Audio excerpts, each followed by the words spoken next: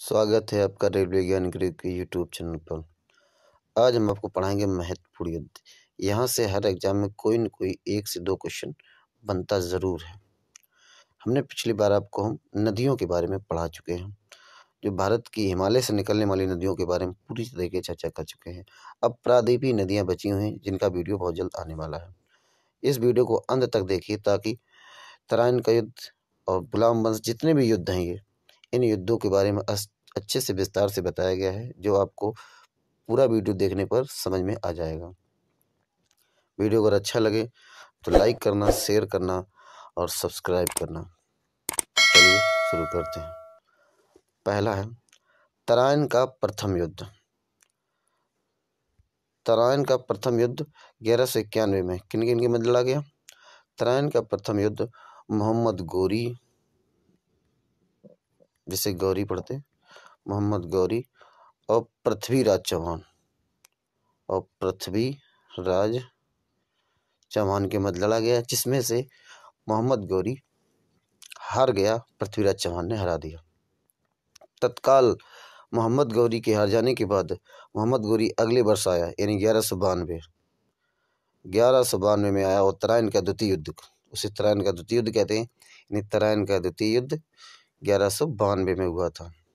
कौन? मोहम्मद गौरी और पृथ्वीराज चौहान के मध्य।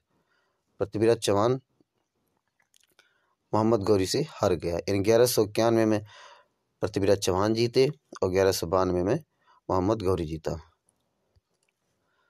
अब देखते हैं दूसरा, गुलाम वंश की स्थापना 1206 में हुई थी। तो गुलाम वंश शुरू हो गया था, तो इसे कहते थे सल्तनत वंश। सल्तनत वंश का प्रथम वंश है गुलाम वंश, जिसकी स्थापना कुतुबुद्दीन ऐबक ने की थी। कुतुबुद्दीन ऐबक एक तरह का गुलाम था जो खरीदा गया था।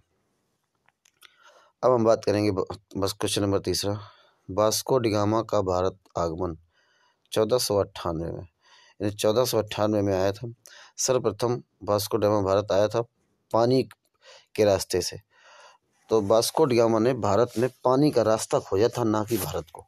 भारत तो बहुत पहले से था और व्यापार भी होता था पुर्तगालियों से, लेकिन रास्ता बंद हो जाने के बाद पानी का रास्ता खोजा था वास्को डी गामा ने, इसीलिए उसे कहा जाता भारत की खोज वास्को डी गामा की। यह सर्वप्रथम केरल में आया था, केरल के कालीकट पर पहुंचा था, जहां का राजा जमोरिन था और उसने उसका भव्य स्वागत किया था। अगला देख लें, पानीपत का प्रथम युद्ध। पानीपत का प्रथम युद्ध, देखिए यहाँ गुलाम वंश में है सल्तनत वंश की स्थापना। सल्तनत वंश का अंतिम शासक था इब्राहिम लोदी, और इब्राहिम लोदी आया पानीपत के युद्ध में बाबर तथा जहरुद्दीन बाबर तथा मोहम्मद इब्राहिम लोदी का युद्ध हुआ था। बाबर तथा इब्राहिम लोदी का युद्ध हुआ था, इसमें से इब्राहिम लोदी हार गया था, बाबर जीत गया था। बाबर ने भारत में जीतकर मुगल वंश की स्थापना की थी।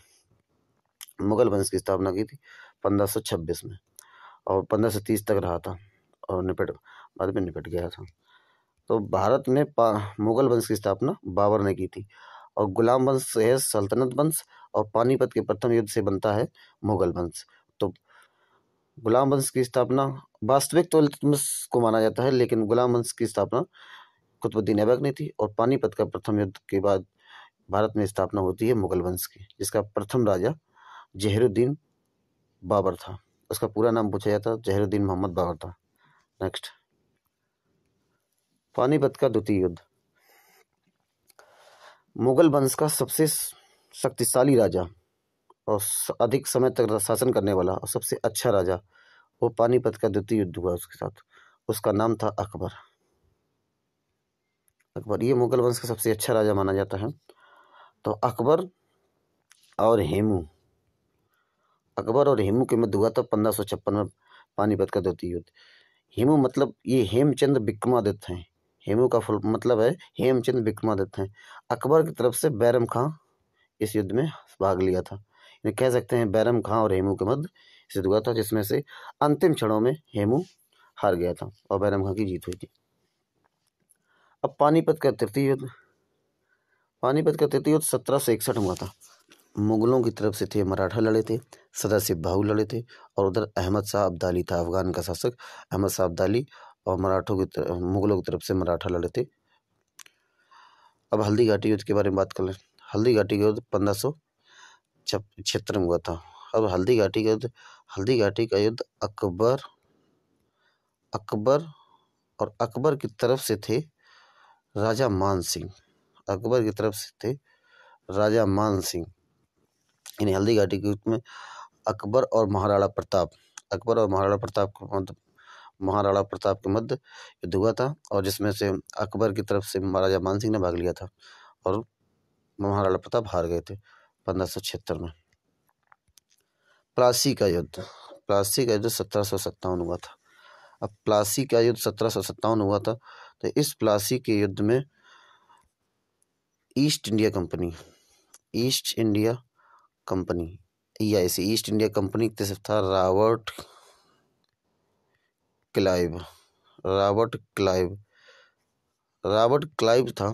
रॉबर्ट क्लाइव को ही ईस्ट इंडिया कंपनी, यानी जो अंग्रेज थे, ईस्ट इंडिया कंपनी आई थी, उसका संस्थापक माना जाता है रॉबर्ट क्लाइव। यानी भारत में अंग्रेजों का जो संस्थापक है वो रॉबर्ट क्लाइव है। तो रॉबर्ट क्लाइव था प्लासी के युद्ध में, और उधर बंगाल का नवाब सजादुद्दौला था। तो नवाब रॉबर्ट क्लाइव ने सजादुद्दौला को हरा दिया था 1757 में। अब बात कर लें बक्सर के युद्ध। बक्सर का युद्ध ईस्ट इंडिया कंपनी की तरफ से हेनरी मुनरो था, और एक तरफ हेनरी मुनरो और दूसरी तरफ मुगल में शाह आलम, और नवाब में दो, एक अवध और एक बंगाल के नवाब थे, जिसमें ये सब हार गए थे मुनरो से। नेक्स्ट, बंगाल में प्रथम विभाजन 1905। यानी बंगाल में प्रथम विभाजन के समय लॉर्ड कर्जन ने बंगाल के विभाजन की घोषणा पहले कर दी थी, जिस कारण बस भारत में स्वदेशी बहिष्कार अभियान चलाया गया। यानी बंगाल विभाजन के समय लॉर्ड कर्जन था। मुस्लिम लीग की स्थापना 1906 में हुई थी। इसके मोहम्मद अली जिन्ना थे और बहुत सारे लोग थे, आगा खां थे, सदाउद्दौला थे, तो ऐसे बहुत सारे लोग थे। मुस्लिम लीग की स्थापना 1906 पहले ये स्वतंत्र भारत से पहले ये ऑल इंडिया मुस्लिम लीग थी, लेकिन 1947 के बाद ये मुस्लिम लीग पर रह गई।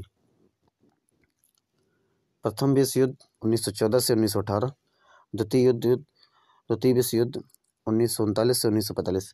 मतलब इन युद्धों को विश्व में लड़ा गया तो कई देश शामिल थे, यानी कि विकासशील और विकसित देशों की ये लड़ाई हुई थी।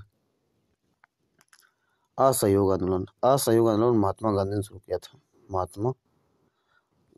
शुरू किया था, और 1922 में इसे वापस ले लिया था, जब चौरा चौरी कांड पूछा जाता। मोस्ट इम्पोर्टेंट कि चौरा चौरी कांड कब हुआ 1922 में। इसी कारण बस महात्मा गांधी ने असहयोग आंदोलन वापस ले लिया था। इस चौरा चौरी कांड में एक चौकी में आग लगा दी गई थी, जिसमें कई पुलिस वाले मारे गए थे, इसलिए महात्मा गांधी ने असहयोग आंदोलन वापस ले लिया था। देखते हैं नेक्स्ट, साइमन कमीशन का आगमन 1928। यानी साइमन कमीशन भारत में 1928 में आया था, लेकिन इसकी स्थापना यानी ये इंग्लैंड में बन गया था। ये पूछा जाता है साइमन कमीशन कब बना, वो है 1927। ये डेटें बहुत इंपॉर्टेंट पूछी जाती है कि साइमन कमीशन कब बना, तो 1927। साइमन कमीशन भारत में कब आया, तो 1928। साइमन कमीशन में इसका जो अध्यक्ष था वो साइमन था। और भी लोग थे, यानी सारे अंग्रेजी थे। यानी साइमन कमीशन अध्यक्ष था, पैंथर लॉरेंस भी था, अलेक्जेंडर भी था। अब देखते हैं नेक्स्ट, दांडी मार्च नमक सत्याग्रह। ये महात्मा गांधी ने की थी। महात्मा गांधी ने दांडी मार्च की थी। महात्मा गांधी की हत्या 1948 इन 30 जनवरी 1948 में की थी। 30 जनवरी को नाथूराम गॉडसे ने इन्हें गोली मार दी थी, गोली मार के हत्या कर दी थी, इसलिए इन्हें 30 जनवरी को ही शहीद दिवस मनाया जाता है। 30 जनवरी 1948 को गोली मारी थी, तभी शहीद दिवस मनाया जाता है।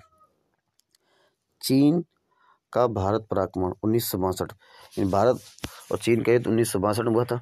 उस समय देश के प्रधानमंत्री पंडित जवाहरलाल नेहरू थे। और भारत पाक युद्ध 1965 हुआ था। इस समय भारत के प्रधानमंत्री लाल बहादुर शास्त्री थे, और लाल बहादुर शास्त्री ही ताशकंद समझौता, उनके समय ही ताशकंद समझौता हुआ था 1966 में, और वहीं उसकी मृत्यु हो गई थी। पूछा जाता है कि देश के बाहर किस प्रधानमंत्री की मृत्यु हुई? एक मास थे लाल बहादुर शास्त्री, जिनका मृत्यु ताशकंद नहीं, उज्बेकिस्तान की राजधानी ताशकंद में हुई थी। कारगिल का युद्ध 1999 में हुआ था, और ये विजय अभियान के दौरान भारत जीत गया था पाकिस्तान से। तो इस समय प्रधानमंत्री जो थे वो अटल बिहारी वाजपेयी थे। चीनी क्रांति 1911 में हुई। इसके जो अध्यक्ष थे, यानी चीनी क्रांति किसके शासनकाल में हुई? तो उसके थे डॉक्टर सन यात सेन। यानी चीनी क्रांति का जो आगमन किया था वो थे सन यात सेन। डॉक्टर सन यात सेन चीनी क्रांति का नेतृत्व किया था डॉक्टर सन यात सेन ने। फ्रांसीसी क्रांति का नेतृत्व किया था वाल्डियर ने। फ्रांसीसी क्रांति का नेतृत्व किया था वाल्डियर ने, 1789 में हुई थी। और रूसी क्रांति का नेतृत्व 1917 में किया था व्लादिमीर मिरर ने किया था रूसी क्रांति का नेतृत्व। मार्ले मिंटो सुधार 1909 में आया था। मार्ले मिंटो यहाँ भारत में वायसराय थे, और मार्ले यहाँ के सचिव थे। ये भारत एक्ट आया था 1909 में। नेक्स्ट, सोमनाथ मंदिर पर आक्रमण कब हुआ? 1025 में। ये महमूद गजनबी ने किया था। महमूद गजनबी ने किया था, और ये इसका 16वां आक्रमण था। और 17वां आक्रमण जाटों के मध्य था, वो आखिरी अंतिम था। यानी मोहम्मद गजनबी ने भारत में 17 आक्रमण किए थे, इसमें से 16वां आक्रमण था ये सोमनाथ मंदिर लूट, और आखिरी 17वां था जो जाटों के विरुद्ध था। क्वेश्चन नंबर 28 देखते हैं। गौतम बुद्ध का जन्म 563 लुम्बिनी में हुआ था, और महावीर का जन्म 448 ईसा पूर्व वैशाली में हुआ था। वीडियो अगर अच्छा लगा हो तो लाइक करना, शेयर करना और सब्सक्राइब करना।